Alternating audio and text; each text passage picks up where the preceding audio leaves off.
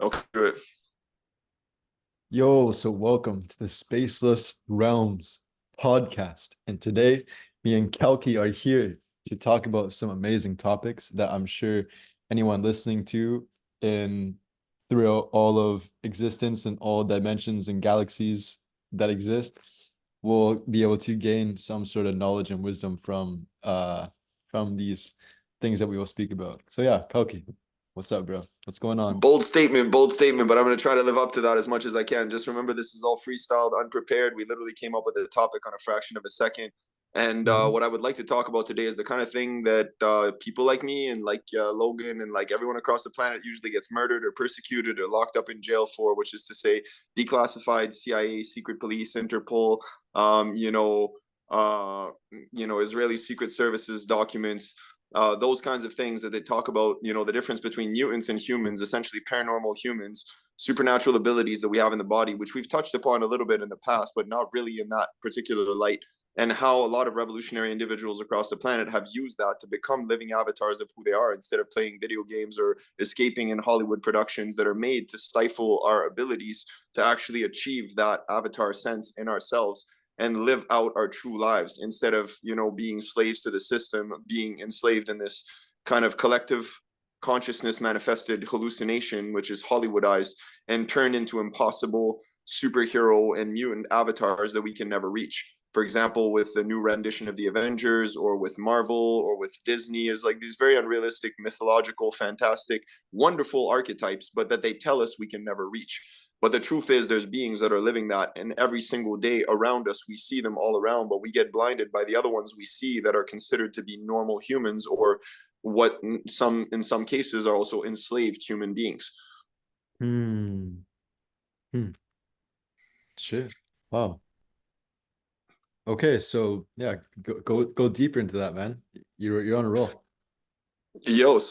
What I would say, and it's very simple, this is the reason why we created Mutant Academy. This is the reason why Logan Wolverine is the one doing the interview, and a lot of people refer to me as Legion or Professor X Jr., is because, if I can deconstruct that for a fraction of a second, like Professor X usually would at the Academy of Gifted Mutants, the idea here is based on the numerology of consciousness, and it's a very true scientifically sound fact that there are different levels and densities of consciousness. In quantum physics, they've mapped out 216 already. Now, if you could start trying to explain what beyond the third density of consciousness is, most people can't even get past the first three, and they say, well, there's width and depth and height, which gives you 3D existence, but where is time in that? Time is the fourth dimension. So these also correspond with supernatural abilities that correspond with the four, I would say, rather than the five basic senses that we have, because most of us have been third eye blinded to even have true sight or true vision. So Hmm. these four senses correspond to the four basic elements of reality that we've been given, that correlate numerologically with the amount of, let's say, normal human senses, which also corresponds with the idea of shifting from 4D to 5D existence, to gaining true sight, to gaining insight and awareness of the third eye, of the projection of the crown chakra, of self-manifestation, which would be like manifest destiny that we talked a little bit about as being the seventh sense, self-prophecying your own destiny, or 8, which is shape-shifting to shamanic indigenous peoples, which requires a two-spirit consciousness, which again, if you double up 4 from the human consciousness numerology aspect, then you have 8, which is literally the gateway to infinity. Most people realize passively that the idea of the number 7 as being the ultimate heavenly number is preventing you from entering the hidden gate of infinity, which is what he wants you to get past the seventh heaven, because 8 shows you that the heavens are infinite. It's a flower blossom cell mitosis that spins in all direction, overlaps, and becomes this quantum spherical magnetic, geomagnetic sphere that creates the blueprint of consciousness. If you overlap that with the Sri Yantra, which is the Eastern Hmm. philosophical principle of the, inverted overlapping triangles, and you actually have the completion of the divine masculine and the divine feminine in non-binary form, which overlap in some kind of a metatronic Sri Yantric cube, overlapping with the flower of life in 3D consciousness mapped out in non-linear time. And then you have the ultimate blueprint for non-binary existence. But that kind of gets us farther away from the idea of what I was trying to explain, which is the numerology of consciousness. Again, the four basic, senses that we have, plus if you want to consider sight as the fifth, which some people don't seem to even see properly what's right in front of them. And I mean that in a psychic sense, because the people we consider to be blind in an ableist sense are actually the ones who have true sight and can see in their dreams very clearly, and can see even in real life. They can map themselves out very similarly to many beings that are supernatural in this realm. Mm-hmm. Going into what you just said, like someone who is blind, like they don't have any sight. What do you think their dreams look like? Oh, I'm sure they're probably even more vivid than what we would expect a person to be, because having an exacerbation of the senses can happen through the other senses being restricted. So, for example, if Yeah. you are in, it's a very well known fact that going into a sensory deprivation chamber when you're going for a float tank experience, or even in any kind of sensory deprivation experience, say if you're locked in a room with no sound and, very little input, physically or otherwise, you're exacerbating your consciousness and your creative imagination, and then suddenly you can start having visual hallucinations similar to psychedelic trips. Hmm. Yeah, I wore glasses for like 10 years. Like for most of my life I wore glasses and I was pretty blind. Like my vision was terrible. And a lot of that came from playing too much video games when I was younger, or just like using like screens like unwisely, And um and also probably from a lot of the foods that I was eating when I was younger as well, leading to like my health being not in a perpetual spin. So yeah, it's crazy. Like me not having my vision, I was able to tune into my other senses more proficiently to kind of have like a sixth sense always around me. So I could Exactly. like I knew where everything was. If I closed my eyes, I could like go somewhere and like, grab that thing or just do something like without even using my eyes. And I'll bet you that's one of the reasons why you can do that with the Rubik's Cube or with the knives when you're not looking. It's like you literally Yeah. have your mapping out of space time without needing the visual input of your cortex. Yeah, exactly. I feel like it's the same reason how I was able in exacerbating my senses when I was locked up in psych wards or in prisons or in other ways. I developed my creative imagination even more. I developed my poetry even more. I Mm, developed my survival instincts even more, my prescience, my intuition, my agility, my reflexes. Everything got exacerbated from being isolated from technology, being isolated from outside sources of stimulation, mm, being isolated and confined within solitary confinement. I was basically able to develop other aspects of myself. mm, And I would like to say that a lot of people don't realize, and that's what I was trying to say in terms of supernatural abilities. If somebody's like self-manifesting destiny is not a seventh sense. What's the sixth sense? Sixth sense, most people usually associate with telekinesis, pathokinesis, pyrokinesis, hagokinesis. Those are all different levels of density senses, but I won't get into the specifics of that. But what's very interesting is that shifting emotional states, for example, pathokinesis, is as simple as saying, I love you to someone, and you just pathokinetically altered their structure for the better or for the worst. If that person feels creeped out because they didn't want to hear that, then that's not a good pathokinesis. But if the person actually really appreciates that, then you might actually have made their day infinitely better. You might have even saved a life without realizing it. yeah, that's big. Wow. So that's one good application of what we consider to be the sixth sense that happens on a daily basis. But part of those declassified CIA documents actually explain how telling that to the general population would open up a whole can of worms where they would suddenly be aware that we've all been using extrasensory perceptions for the dawn of existences, literally. And Mm, that the only suppression of those is making us believe they don't exist by not defining what they are. mm, wow. Mm, shit. You can imagine what the life would be like if we had no cell phone towers, no electricity that's on disruptive chakra frequencies. We'd probably have clear telepathy, and we'd have a clear telepathic network to the whole globe. Yeah, for sure. Mm,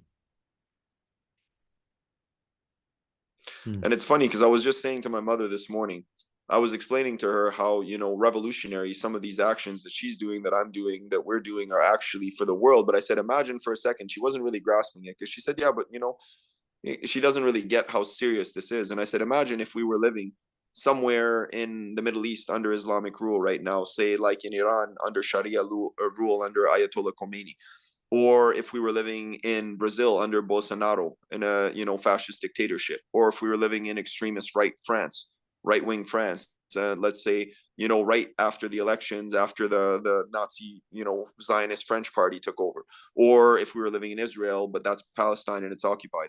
I told my mom I would be locked up in a jail. I'd be getting tortured. My music would be outlawed. It'd be banned. I might even be framed, and like they'd accuse me of being a heretic, and they'd put a fatwa, like a death sentence, on my head. They'd say that I betrayed their religion and their faith and something else. Who knows? There's crazy amounts of things that could happen to us. So the privilege of being in Canada, in a so-called democratic country that's not even that, but ironically, they have to be hypocritical enough to respect part of what they speak of about freedom of expression. And that's the reason we're able to even release this without being murdered, or without, being shut down by CSIS or by the CIA or by the FBI or something for posting this.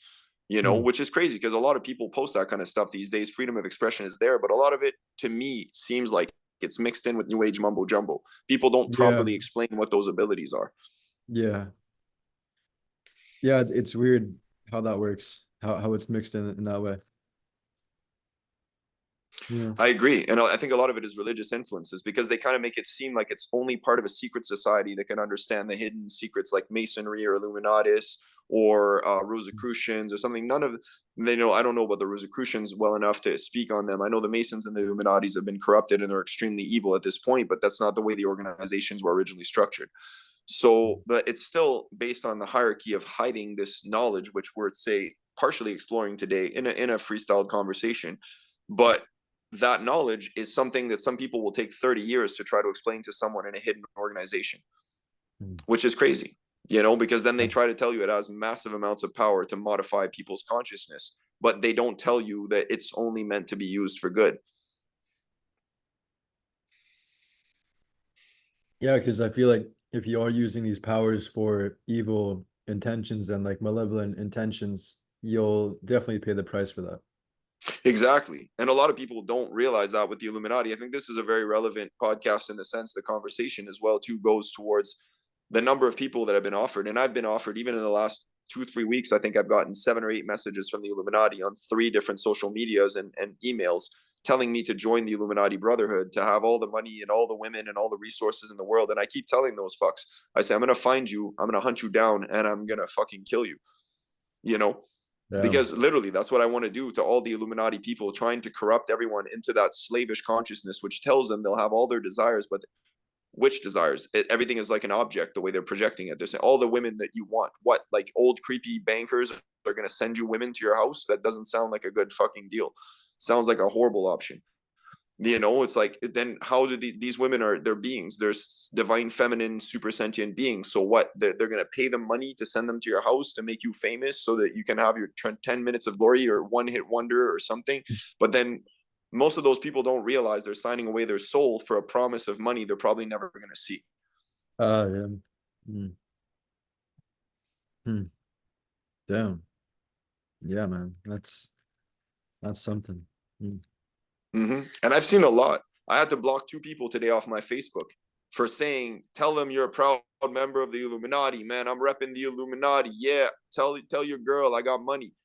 And I was like, man, I don't even know how many of those people, but probably 99% of the people that are promised to get millions of dollars in fame and fortune. Not everyone can be millionaire and famous and fortunate. We could in a perfect society, but in this society, most of them get tricked. It's like a false lottery ticket. And I've heard a lot of people tell me, I just click yes on that message because I'm like, sure, I want to be rich. Yeah, I want to be famous. I click yes. I mean, why not? I'm like, you don't realize you just signed away your soul. Yeah, going back to what we were speaking about, how to develop these senses and these powers within yourself is a large part of it comes from detoxing your mind and kind of like fasting your mind from the overload of information that's available nowadays. So then naturally you tune in, like once you've kind of like have the idea and the thought of what you want to become, then you kind of have to fast your mind from all the stimulus coming in to kind of distract you from that aspect that you want to morph into. Because then like once like the seed is in your vessel, because we are like a reflection of the Most High, then all of this will do it automatically for you. I agree. Yeah. Entirely. Honestly, like it is very true. I've been fasting a lot in different ways lately. I either fast through food, or I fast from water, or I fast from medicines, or I fast and I go in drunken master style, which is accelerated fasting to me, the way I think of that. Because it's a liquiditarian diet, it allows you to eat less and take more liquids in your body and to alter your state of consciousness in order to move in certain artistically unpredictable ways. Yeah. Yeah. But you have to be really good at that to actually be able to pull it off. That's a whole other chapter that we could talk about one of these Yep. days. We've talked a little bit about it, but Yeah. that's Yeah. another way Just that people demonize that a lot. But it's a very, very interesting discipline. They love it in martial arts, but they demonize it in real life. yeah. Yeah. Just like you told me, like when we started talking and you told me like your lifestyle and everything that you do, you told me like you can't like be a Wolverine. Like you can't follow like a Wolverine and then be that Wolverine, but you have to be your own kind of Wolverine and learn Yeah. that art. Oh no, for sure. Because you almost never see Wolverines hanging out together. It just barely ever happens. Mm. There's once in a while, in extremely rare documented cases, there's been one or two or three Wolverines that hunt together, but usually it's just like they're alone. Because you follow Yeah. Wolverine, you die generally. Mm. It's like too much hardcore shit going on. Mm. Yeah, like going back to what we were talking about, like if you don't know that something exists, then you're kind of blind to it in that way. Mm-hmm. So yeah, talk more about that and then how that ties in with the potential that we have to become.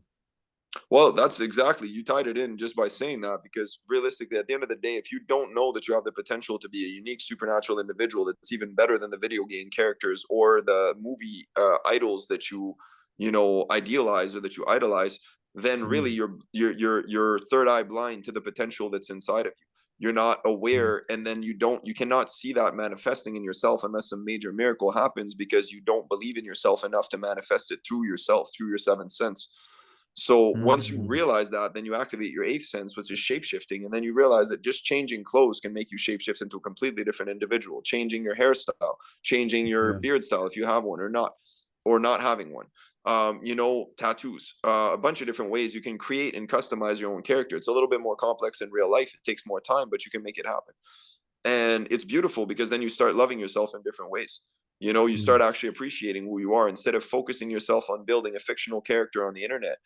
You build a Mm. real character in your base life on a daily basis, and you become proud of who you are, and you don't try to escape in Hollywood culture and video game culture and something which can be great. I've played video games lots. I've watched lots of movies. It's kind of a training ground in a sense.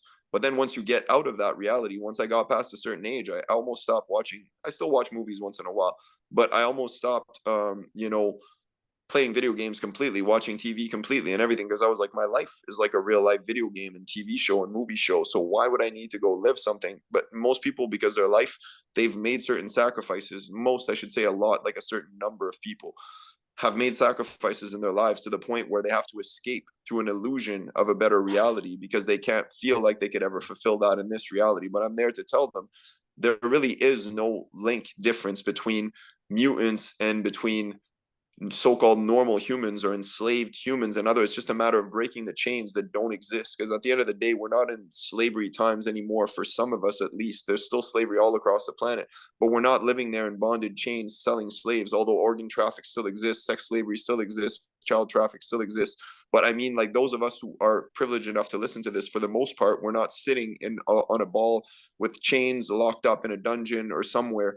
We can break those chains much more easily metaphysically than, and we have the potential metaphysically to break those chains because they don't even physically exist. So breaking psychic slavery and bondage can be very difficult psychically, on a spiritual or supernatural level.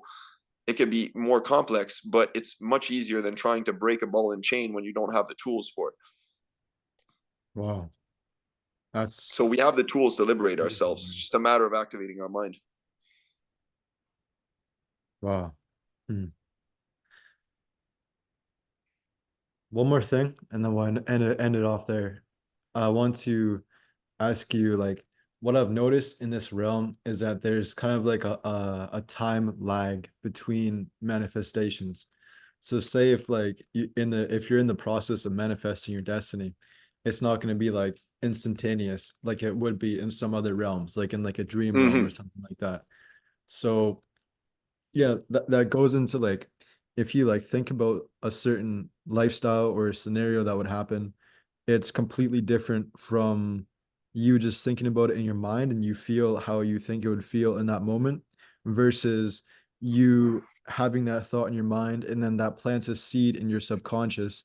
And then as time cycles you through this current of energy, it's a lot of pain, a lot of destruction to be able to go into that manifestation that version of yourself exists in. So yeah, try to speak about that, how that See, timeline works and how you can just like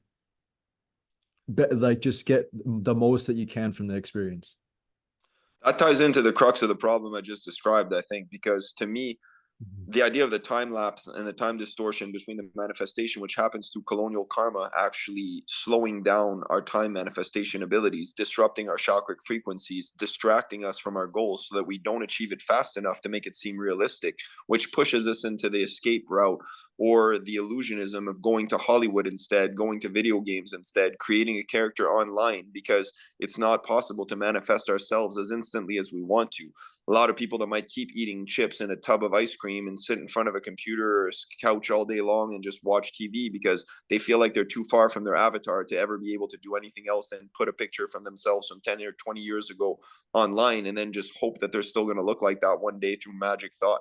But in their Mhm. dreams, they can do that. Anybody can do that in your dreams. And what I would say is if you sync your dreams with your video game ambitions or your movie ambitions of being the person that you think is your favorite lookalike or your favorite person that you want to be like, you can correlate that with your dream self, which is your residual image of your psychic self, which you can manifest instantly. Somebody could be thinking, I've ruined my life. Like now I'm like, some guy that's sitting on the couch for ages and say, oh man, I'm like 280 pounds now. And I don't look like my true self. I want to work out. I want to do, but there's tons of stories out there. There's miracle stories of all kinds of people, men, women, non-binary people, everyone that have lost 300 pounds if they wanted to, or that have like worked Yeah. out and become one of the greatest lifting weight champions in the world after being scared of even lifting 5 pounds or something. There's Yeah. always crazy, unbelievable stories that you could look at out there, just like the stories of supernatural mutants, of people that are manifesting abilities that we think are impossible for humans to manifest. But at the end of the day, a lot of that comes from sheer will and then applying the will. So, like I said, if you correlate the dream realm, which is half of your life, which you can be very satisfied and physically aware of being in the avatar you want to be in, and you wake up in the physical reality in the morning and you start training and taking steps towards making it to your dream persona. And meanwhile, once in a while, you play a video game and you say, I don't know, or maybe you watch a movie about someone that you think kind of reminds you of a figure that's like, an inspirational figure for you. You correlate all of that together. And I would say that's one of the main reasons I got to the level I'm at now. And I feel like you would probably say something similar in a sense. Yeah.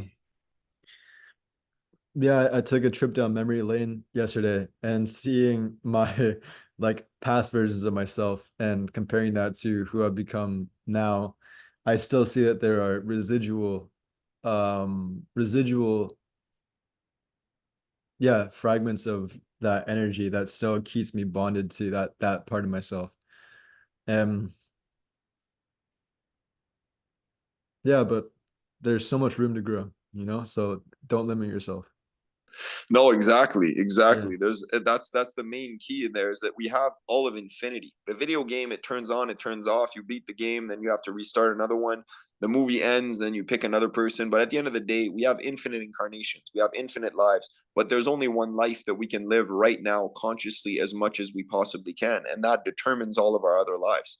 So Mhm. why not be the best person you can be? Do you want to play a more challenging video game? Do you want to play something cooler later on in real life and be in a 3D dimension in the future on a spaceship running crazy missions? Or do you want to restart from scratch, be a little newborn baby, and then have to get, nurtured by parents and then get brought up slowly up the evolutionary step and hope that you have another chance at life again one day? I'm like, to me, I want to accelerate that into quantum consciousness. So I'll take all the leap steps that I possibly can to be able to logarithmically evolve. Or at least I'm Yo, going to try. yo, okay. Let's end it off right there. That's perfect. Damn. Okay. Well, Yo, thank you, mad bro. respect. Well, thank you. And thank you to everyone who's listening as well, too, to everybody who tunes in the future. Even if you listen to this from a podcast on an alien spaceship 300 years from now, I hope it's still relevant somehow. Yeah, bro, for real. The aliens are probably watching this right now. They might be, you never know. And they might be like, yo, I got something from that podcast, you know? Yeah, me and my a guy who I met online in a certain Reddit community, we met through DMT discussions, and he's a very like intellectual person, and we were talking about how there's like these like tubes, there's like these like tubes and tentacles that go through reality that connect like your thoughts, everything to like the multiverse.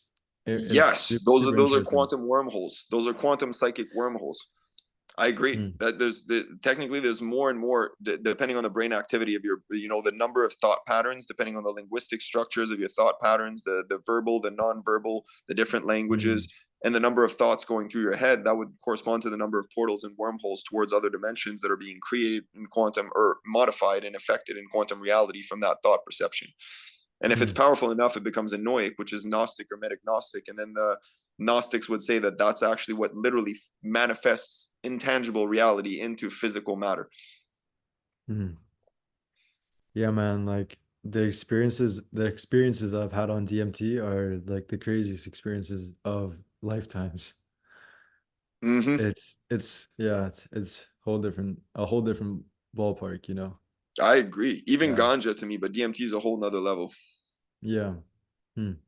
All right. Well, we'll end it off there, and I feel like that's a good um continuum into the next one that we will speak about. And yeah, the next one we'll talk about like wormholes, reality, like alternate realities, the metaverse, and everything like that. Let's do All it. right. Amazing. Peace. Okay. I bless the space. Thank you to everyone. And yeah, peace out. Likewise.